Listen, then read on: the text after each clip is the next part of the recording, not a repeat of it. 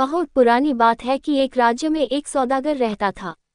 उसकी शादी को 12 साल हो गए थे। उसके एक बेटी थी सुंदर वासिलिसा। जब वह 8 साल की थी तो उसकी माँ मर गई। जब वह मरने वाली थी तो उसने अपनी बेटी को बुलाया। उसने एक गुड़िया निकाली और अपनी बेटी से कहा, बेटी वासिलिसुष्का, अब तू मेरी यह आखिरी बात सुन। मैं अब मरने वाली हूँ। मैं तुझे अपना आशीर्वाद देती हूँ और ये गुड़िया देती हूँ। इस गुड़िया को तू अपने पास ही रखना, किसी को दिखाना नहीं। तेरे ऊपर कोई मुसीबत नहीं आएगी। जब तुझे कोई उलझन हो तो इसको कुछ खाना देना और इससे इसकी सलाह लेना। जब ये खा लेगी तो तुझे ये तेरी उलझन को सुलझाने की तरकीब बताएगी। कहकर वासिलिसा की माँ ने उसे चूमा और मर गई। पत्नी के मर जाने के बाद सौदागर को बहुत दुख हुआ, पर घर चलाना जरूरी था, सो उसने दूसरी शादी कर ली। वह एक सुंदर आदमी था और बहुत सारी लड़कियां उससे शादी करने की इच्छा रखती थीं। उसको सब लड़कियों में एक विधवा ज्यादा पसंद आई। वह जवान तो ज्यादा नहीं थी, उसके 2 बेटियां थीं जो वासिलिसा के बराबर की सी थीं, इसलिए वह एक अच्छी पत्नी और माँ हो सकती थी। सौदागर ने उसी से शादी कर ली और यह उसकी एक बहुत बड़ी गलती थी। वह उसकी बेटी के लिए अच्छी माँ नहीं थी। वासिलिसा अपने गांव की सबसे सुंदर लड़की थी, इसलिए उसकी सौतेली माँ और बहनें उससे बहुत जलती थीं। वे हमेशा उसको परेशान करने पर लगी रहती। वे उसके लिए बहुत सारा काम इकट्ठा करके रख देती ताकि उसे करने से वह बदसूरत और कमजोर हो जाए, धूप और हवा में काली पड़ जाए। इस तरह वह बच्ची बड़ी मुश्किल की जिंदगी जी रही थी। वासिलिसा बेचारी बिना कोई शिकायत किए अपना सारा काम करती रहती और ज्यादा सुंदर होती रहती, जबकि उसकी सौतेली माँ और बहनें बहुत कोशिशें करने के बावजूद सांवली और पतली होती जा रही थीं। उसके बाद भी वे खुद हाथ पर हाथ रखे ऐसे बैठी रहती जैसे कुलीन घरों की स्त्रियां बैठी रहती हैं। ऐसा कैसे होता? वासिलिसा की गुड़िया उसकी सहायता करती। उसके बिना तो वासिलिसा अपना कोई काम पूरा कर ही नहीं सकती थी। वासिलिसा अक्सर कुछ नहीं खाती और सबसे ज्यादा स्वादिष्ट खाना गुड़िया के लिए रख देती। रात को जब सब सोने चले जाते तो वह अपने आप को नीचे वाले छोटे कमरे में बंद कर लेती और गुड़िया को खाना खिलाती और कहती, सुनो गुड़िया, मैं तुझे अपनी मुश्किलें बताती हूँ। मैं अपने पिता के घर में रहती हूँ और मेरी किस्मत बहुत खराब है। मेरी नीच सौतेली माँ मुझे हमेशा परेशान करने में लगी रहती है। तू मुझे बता, मैं इसे सहन करने के लिए क्या करूँ? तब गुड़िया उसको अच्छी सलाह देती, उसको तसल्ली देती और उसका सुबह का सारा काम कर देती। वासिलिसा से कहा गया था कि वह जंगल से फूल चुनकर लाए, सारी फूलों की क्यारियां साफ करे, बाहर से कोयला अंदर लेकर आए, पानी भरे घड़े घर में लेकर आए, अंगीठी के पत्थर को गर्म रखे। गुड़िया उसका ये सब काम कर देती। गुड़िया ने उसे जड़ी बूटियों के बारे में भी बताया, सो उस गुड़िया को धन्यवाद कि उसने उसकी जिंदगी अच्छी बना दी थी। इस तरह कई साल निकल गए। वासिलिसा बड़ी हो गई। गांव के सारे लड़के उससे शादी की इच्छा करने लगे, पर सौतेली माँ की बेटियों की तरफ कोई देखता भी नहीं था। ये देखकर तो सौतेली माँ उसके लिए और भी बुरी हो गई। उसने उससे शादी करने वालों को जवाब देना शुरू कर दिया कि मैं उसकी शादी तब तक नहीं करूंगी जब तक उसकी दोनों बहनों की शादी न हो जाए। इस तरह उसने उसके सारे उम्मीदवारों को वापस भेज दिया। एक दिन सौदागर को किसी काम से काफी दिनों के लिए बाहर जाना पड़ा। इस बीच सौतेली माँ एक नए घर में गई जो एक घने अंधेरे जंगल के पास था। उस जंगल में एक घास का मैदान था और उस मैदान में एक झोंपड़ी थी और उस झोंपड़ी में बाबा यागा रहती थी। वह किसी को अंदर नहीं आने देती थी और आदमियों को तो ऐसे खा जाती थी जैसे लोग मुर्गा खा जाते हैं। जब वह जा रही थी तो सौतेली माँ ने अपनी सौतेली बेटी को जंगल में भेजा, पर वह वहां से हमेशा ही सुरक्षित चली आई क्योंकि उसकी गुड़िया ने उसे एक रास्ता बताया जिससे वह हमेशा ही बाबा यागा की झोंपड़ी से बचकर जा सकती थी। एक दिन जब कटाई का समय आ गया तो सौतेली माँ ने तीनों बेटियों को शाम के लिए कुछ काम दिया। एक को उसने लेस बनाने का काम दिया, दूसरी को उसने एक मोजा बुनने का काम दिया और वासिलिसा को काटने का काम दिया। हर एक को एक निश्चित काम करना था। माँ ने घर की सारी रोशनी बुझा दी और केवल एक मोमबत्ती जली छोड़ दी। तीनों लड़कियां काम करने बैठ गईं और वह खुद सोने चली गई। लड़कियां काम करती रहीं और मोमबत्ती जलती रही। आखिर वह खत्म हो गई। सौतेली माँ की एक बेटी ने एक कैंची उठाई और उससे मोमबत्ती का धागा काट दिया, पर सौतेली माँ ने उससे ये कह रखा था कि वह ऐसा दिखाए कि जैसे रोशनी अपने आप अचानक ही बुझ गई हो। वे बोली, अब क्या करें? घर में और कोई आग भी नहीं है और हमारा काम अभी खत्म भी नहीं हुआ है। हमको बाबा यागा से जाकर रोशनी लानी चाहिए। जो लड़की लेस बना रही थी वह बोली, मुझे तो अपनी सुई की रोशनी ही काफ़ी है। दूसरी बोली, मैं भी नहीं जा रही क्योंकि मेरी बुनाई की सलाइयों की रोशनी मेरे लिए काफ़ी है। वासिलिसा, तुम बाबा यागा के पास जाओ और आग लेकर आओ। और उन्होंने वासिलिसा को कमरे से बाहर धक्का दे दिया। वासिलिसा बेचारी अपने कमरे में गई, थोड़ा सा मांस और शराब गुड़िया के सामने रखी और बोली, मेरी प्यारी गुड़िया, ले तू इसे खा और मेरी उलझन सुन। वे मुझे आग लाने के लिए बाबा यागा के घर भेज रही है और बाबा यागा तो मुझे खा जाएगी। फिर वह दरवाजे की तरफ गई और चिल्लाई, ओ मेरे मजबूत तालों खुल जाओ, मेरे मजबूत दरवाज़ों खुल जाओ। और दरवाज़ा खुल गया। बाबा यागा उसमें से सीटी बजाती नाचती बाहर चली गई। वासिलिसा उसके पीछे पीछे चल दी। उन दोनों के जाते ही दरवाज़ा बंद हो गया। वासिलिसा ने बाहर बाड़े पर लगी हुई खोपड़ियों में से एक खोपड़ी से आग जलाई बाबा यागा के लिए ओवन में से खाना निकाला। वह खाना तो 10 आदमियों के खाने से भी ज्यादा ही था। फिर एक कमरे में से वह उसके लिए शराब लेकर आई। बाबा यागा ने वह सारा खाना खा लिया और सारी शराब पी ली, पर वासिलिसा के लिए केवल थोड़ा सा सूप, एक डबल रोटी का टुकड़ा और सुअर के मांस एक टुकड़ा ही बचा।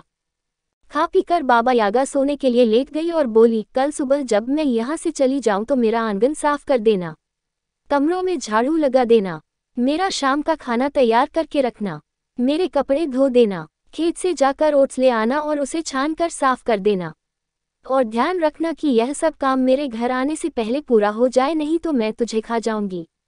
ये सब कहकर वह खर्राटे मारने लगी। वासिलिसा ने बचा हुआ खाना गुड़िया के सामने रखा और बोली, ओ मेरी गुड़िया, ले ये खा और मेरा दुखड़ा सुन। बाबा यागा ने मुझे जो काम करने के लिए दिए हैं वे बहुत मुश्किल हैं और अगर मैंने उसके वे सब काम नहीं किए तो उसने मुझे खा जाने की धमकी दी है। मेरी सहायता कर। ओ सुंदर लड़की वासिलिसा, तू बिल्कुल चिंता मत कर, खाना खा, भगवान की प्रार्थना कर और सो जा। सुबह तो शाम से ज्यादा अक्लमंद होती है। अगले दिन सुबह वासिलिसा बहुत जल्दी ही उठ गई। बाबा यागा तो उससे भी पहले उठ गई थी और अपनी खिड़की से बाहर देख रही थी। खोपड़ियों की आंखों की चमक धीरे धीरे धुंधली पड़ती जा रही थी। सफेद घुड़सवार उधर से दौड़ गया और सुबह हो गई। तब बाबा यागा अपने आंगन में गई और वहां जाकर सीटी बजाई तो तुरंत ही उसकी ओखली और मूसल और झाड़ू आ गए। तभी लाल घुड़सवार उधर से गुजरा तो सूरज निकल आया। बाबा यागा अपनी ओखली में बैठी और मूसल की सहायता उसको आगे बढ़ाया और झाड़ू की सहायता से उसने अपने पीछे के सारे निशान मिटा दिए। अब वासिलिसा घर में अकेली रह गई। उसने बाबा यागा का घर देखा तो उसको वहां इकट्ठा की गई चीजों को देखकर बहुत आश्चर्य हुआ। वह सोचने लगी कि वह अपना काम कहाँ से शुरू करे, पर उसने देखा कि उसका सारा काम तो कभी का खत्म हो चुका है।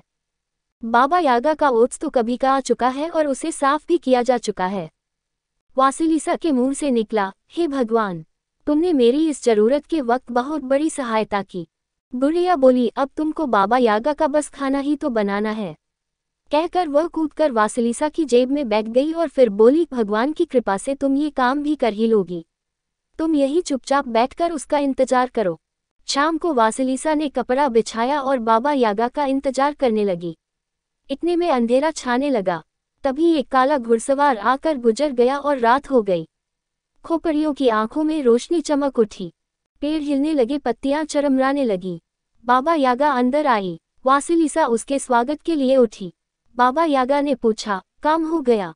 वासिलिसा बोली, हाँ दादी माँ, देखिए न। बाबा यागा ने चारों तरफ देखा तो देखकर गुस्सा हो गई क्योंकि अब उसके पास उससे कहने के लिए कुछ नहीं था। वह बोली, ठीक है। वह फिर चिल्लाई, ओ मेरे बहादुर नौकरों, ओ मेरे दिल के दोस्तों, ये सारी ओट्स इकट्ठी करके रख दो। तभी 3 जोड़ी हाथ प्रकट हुए। उन्होंने ओट्स उठाई और उसको वहां से उठाकर ले गए। बाबा यागा ने शाम का खाना खाया और सोने जाने से पहले वासिलिसा से कहा, कल को भी वही सब कुछ करना जो तूने आज किया था, पर उस भूसे को भी ले लेना जो मेरे खेत में पड़ा हुआ है। उसकी हर बाल में से सारी मिट्टी साफ कर देना। किसी ने गलती से उसमें मिट्टी मिला दी है। जैसे ही उसने ऐसा कहा उसने दीवार की तरफ करवट ली और खर्राटे भरने लगी। वासिलिसा तुरंत ही गुड़िया के पास गई, उसको खाना खिलाया और उससे सलाह मांगी तो गुड़िया ने उसको फिर वही जवाब दिया जो उसने उसको पहले दिन दिया था, अभी तुम भगवान की प्रार्थना करो और सो जाओ। सुबह तो हमेशा ही रात से ज्यादा अक्लमंद होती है, कल सब कुछ हो जाएगा। वासिलिसुष्का। अगली सुबह बाबा यागा उठी और खिड़की में से बाहर देखा फिर वह अपने आंगन में गई और वहां जाकर सीटी बजाई तो मूसल, ओखली, झाड़ू सब एकदम से वहां आ गए। तभी लाल घुड़सवार वहां आया और सूरज निकल आया। बाबा यागा अपनी ओखली में बैठी हाथ में मूसल लिया और झाड़ू से अपने पीछे वाले निशान मिटाते हुए उड़ गई। वासिलिसा ने अपनी गुड़िया की सहायता से अपना सारा काम खत्म कर लिया। शाम को जब बुढ़िया वापस आई तो उसने चारों तरफ देखा और बोली, ओ मेरे वफादार नौकरों और मेरे दिल के दोस्तों, मेरे लिए पॉपी का तेल बनाओ। तुरंत ही 3 जोड़ी हाथ वहां प्रकट हुए और पॉपी ले गए। बाबा यागा शाम का खाना खाने बैठी तो वासिलिसा उसके सामने चुपचाप बैठी रही। बाबा यागा ने उससे पूछा, तू कुछ बोलती क्यों नहीं है? तू यहाँ ऐसे क्यों बैठी है जैसे कोई गूंगा बैठता है? वासिलिसा बोली, मेरे पास कुछ बोलने के लिए है ही नहीं, पर अगर मुझे कुछ बोलने का मौका मिले तो मैं कुछ सवाल पूछना चाहूंगी। पूछो, पर यह जरूरी नहीं है कि तुम्हें हर सवाल का जवाब ठीक से मिले। ज्यादा जानना अब बहुत पुराना हो गया। वासिलिसा बोली, मैं जब यहाँ आ रही थी तो मुझे एक सफेद घुड़सवार मिला जो सफेद शाल ओढ़े था और सफेद घोड़े पर सवार था। कौन था वह? वह चमकीला दिन था। उसके बाद मुझे एक लाल घुड़सवार मिला जो लाल शाल ओढ़े था और लाल घोड़े पर सवार था। वह कौन था? वह लाल सूरज था। और उस काले घुड़सवार का क्या मतलब था जो मुझे पीछे छोड़कर मुझसे आगे निकल गया जब मैं आपके घर आ रही थी? बाबा यागा बोली, वह काली अंधेरी रात थी। वे तीनों मेरे वफादार नौकर हैं। वासिलिसा के दिमाग में तभी वे 3 जोड़ी हाथ घूम गए। उसके बाद वह फिर और कुछ नहीं बोली। बाबा यागा ने उससे पूछा, तू इससे आगे और कुछ क्यों नहीं पूछती? वासिलिसा बोली, बस मैं काफी जान गई। और फिर आप ही तो कहती है कि ज्यादा जानना बहुत पुरानी बात हो गई।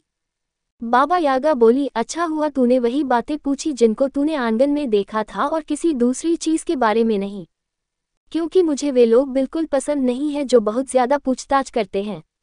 पर अब मैं तुझसे पूछना चाहूंगी कि जितना काम मैंने तुझे दिया तूने इतना सारा काम वह कैसे पूरा किया? अपनी माँ के आशीर्वाद से।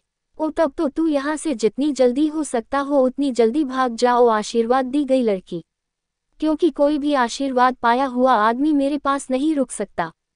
और उसने वासिलिसा को अपने कमरे से बाहर निकाल दिया और दरवाजे से भी बाहर निकाल दिया। बाड़े के लट्ठों पर लगी हुई खोपड़ियों में से एक खोपड़ी उठाए, उसको एक डंडे पर रखा और उसको देकर कहा, अब तेरे पास तेरी सौतेली माँ की बेटियों के लिए यह आग है जिसके लिए तुझे यहाँ भेजा गया था।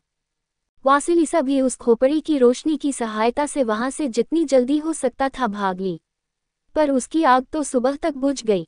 अगले दिन शाम तक वह अपने घर पहुंच गई। वह उस खोपड़ी को फेंकने ही वाली थी कि उसने खोपड़ी में से आती एक आवाज सुनी, मुझे फेंकना नहीं, मुझे अपनी सौतेली माँ के घर तक ले चलो। उसने अपनी सौतेली माँ के घर की तरफ देखा तो देखा कि उसकी तो किसी भी खिड़की में रोशनी नहीं थी, सो उसने घर में उस खोपड़ी के साथ ही घुसने का निश्चय किया। वहां उसका बड़े अच्छे से स्वागत हुआ। उसकी बहनों ने उसे बताया कि जब से वह वहां से गई थी तब से उनके घर में आग ही नहीं थी। वे लोग वहां आग जला ही नहीं पाई, और जो कुछ भी उन्होंने अपने पड़ोसियों से उधार मांगी तो वह उनके कमरे में आकर बुझ गई। सौतेली माँ बोली, हो सकता है कि तुम्हारी लाई आग जल जाए। सो वे खोपड़ी को कमरे में लेकर गए तो उसकी जलती हुई आंखों ने सौतेली माँ और सौतेली बहनों की आंखों में देखा तो उनकी आंखों में जलन पैदा हो गई। वे जिधर भी गई उस खोपड़ी की आंखों ने उनका पीछा नहीं छोड़ा। सुबह तक वे तीनों जलकर राख हो गईं। केवल वासिलिसा ही जिंदा बची। उसके बाद वासिलिसा ने उस खोपड़ी को जमीन में दबा दिया, घर को ताला लगा दिया और शहर चली गई। वहां एक गरीब स्त्री से उसने उसे अपने घर ले जाने की और खाना देने की विनती की जब तक उसका पिता वापस आता है। उसने उस बुढ़िया से कहा, माँ, इस तरह से बिना किसी काम के बैठना मुझे आलसी बना रहा है। आप मुझे बहुत अच्छी रुई ला दे तो मैं उसे काटती रहूंगी। सो बुढ़िया बाजार गई और उसको बहुत अच्छी रुई लाकर दे दी। वासिलिसा ने उस पर काम करना शुरू कर दिया। उसका काम खूब अच्छा चलता रहा। उसका बुना हुआ धागा इतना बारीक था जैसे बाल। जब उसने काफी धागा बुन लिया तो कोई उसका कपड़ा बुनने को तैयार नहीं। तो वह फिर अपनी गुड़िया के पास गई तो गुड़िया ने उससे कहा, मुझे कहीं से कोई पुरानी कंघी ला दो, पुरानी अटैरन ला दो, घोड़े के बाल ला दो तो तुम्हारा काम कर दूंगी। वासिलिसा सोने चली गई। गुड़िया ने उस रात एक बहुत ही शानदार स्टूल बनाया और जाड़ा खत्म होने तक उसने वासिलिसा का सारा सूट बुन दिया था। वह इतना अच्छा कपड़ा तैयार हो गया था कि वह सुई के छेद में से धागे की तरह से निकाला जा सकता था। वसंत आने पर उन्होंने उस कपड़े को धोया और फिर वासिलिसा ने बुढ़िया से कहा, माँ जी अब आप इस कपड़े को बाजार में बेच दें और इसको बेचकर जो पैसा आए वह आप रख लें। बुढ़िया ने कपड़ा देखा तो देखा कि वह तो बहुत बढ़िया कपड़ा था। वह बोली, ओह मेरी बच्ची, इतने बढ़िया कपड़ों को तो केवल जार ही पहन सकता है। मैं इसको जार के पास ले जाऊंगी। सो वह उस कपड़े को लेकर जार के महल चली गई और उसके महल के आगे पीछे घूमती रही। जार ने उसे देखा तो उससे पूछा, ओ बुढ़िया तुम्हें क्या चाहिए? बुढ़िया बोली, सरकार मैं आपके लिए बहुत बढ़िया चीज लाई हूँ जिसे मैं केवल आप ही को दिखाना चाहती हूँ, किसी और को नहीं। जार ने बुढ़िया को अकेले में मिलने की इजाजत दे दी। बुढ़िया ने उसको वह कपड़ा दिखाया तो जार तो उसे देखकर हक्का बक्का रह गया और उसने उसकी बहुत तारीफ की। फिर उसने पूछा कि उसको उसके बदले में क्या चाहिए। बुढ़िया बोली, मैं यह आपको भेंट देना चाहती हूँ, ये तो बहुत बेशकीमती है। जार ने फिर कुछ सोचा और बहुत सारी कीमती भेंटें देकर उसे वापस भेज दिया। अब जार उस कपड़े की अपने लिए कमीजें बनवाना चाहता था, पर उसको कोई ऐसा आदमी नहीं मिल रहा था जो ये काम कर सकता हो। वह बहुत देर तक सोचता रहा, फिर उसने बुढ़िया को फिर से बुला भेजा और उससे कहा, अगर तुम ये सूत काट सकती हो और फिर उसका कपड़ा बुन सकती हो तो तुम इसकी कमीज भी सिल सकती होगी। बुढ़िया बोली, हुजूर मैं काट भी नहीं सकती और मैं बुन भी नहीं सकती। मेरे घर में एक लड़की ठहरी हुई है, शायद वह ये कर सके। ठीक है तो वही मेरा ये काम कर दे। सो बुढ़िया अपने घर गई और वासिलिसा से जाकर सब कहा। वासिलिसा बोली, मुझे मालूम था कि मुझे ये काम करना पड़ेगा। उसने अपने आप को अपने छोटे कमरे में बंद कर लिया और अपने काम पर लग गई। वह जब तक उस कमरे में से बाहर नहीं निकली जब तक उसने 12 कमीजें नहीं बना ली। जब कमीजें बन गईं तो बुढ़िया उनको जार के महल ले गई। इधर वासिलिसा नहाई धोई, अपने बालों में कंघी की, अच्छे कपड़े पहने और खिड़की में बैठकर जार का इंतजार करने लगी। वह जब इस तरह से वहां बैठी हुई थी तो एक शाही नौकर उसके कमरे में आया और बोला, जार उस कलाकार को देखना चाहते हैं जिसने उनके लिए कमीजें बनाई हैं और वह उसको अपने हाथों से इनाम देना चाहते हैं। सुंदर वासिलिसा उसके साथ जार के पास गई। जार ने जब उसे देखा तो वह तो उससे प्यार करने लगा। वह बोला, नहीं ओ सुंदर लड़की, मैं तुमसे अलग नहीं रह सकता, तुमको मुझसे शादी करनी होगी। सो जार ने वासिलिसा के सफ़ेद हाथ पकड़े और उसको अपने बराबर में बिठा लिया और शादी के घंटे बजाने का हुक्म दे दिया। वासिलिसा का पिता भी घर वापस लौट आया था। वह अपनी बेटी की खुशकिस्मती पर बहुत खुश था। वह अपनी बेटी के पास ही रहा। वासिलिसा ने बुढ़िया को भी अपने साथ ही रख लिया और बुढ़िया हमेशा उसकी जेब में रही।